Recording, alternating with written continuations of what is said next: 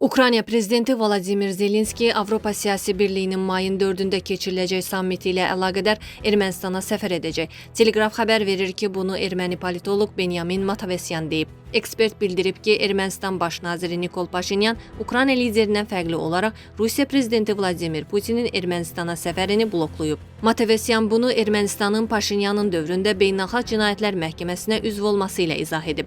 Paşinyan Putinin Ermənistana səfərini blokladı, amma Zelenskini qırmızı xalça ilə qarşılayacaq, o bildirib. Xatırladaq ki, Beynəlxalq Cinayətlər Məhkəməsi 2023-cü ilin martın 17-sində Vladimir Putin və Rusiyanın uşaq hüquqları üzrə ombudsmanı Mariya Lvova-Belovanın həbsinə order verib. Orderlər Ukraynanın işğal edilmiş ərazilərindən uşaqların qanunsuz deportasiyası və köçürülməsi ilə bağlı hərbi cinayətlərə görə məsuliyyət iddialarına əsaslanır. Beynəlxalq məhkəmənin üzvü olan ölkələr səfər edəcəyi tədbirdə Beynəlxalq Cinayətlər Məhkəməsinin nizamnaməsinə uyğun olaraq Rusiya prezidentini həbs etməlidir. Tramp marşrutunun həyata keçirilməsi üçün Azərbaycan və Ermənistanın sərhədləri aydın şəkildə müəyyənləşdirilməlidir.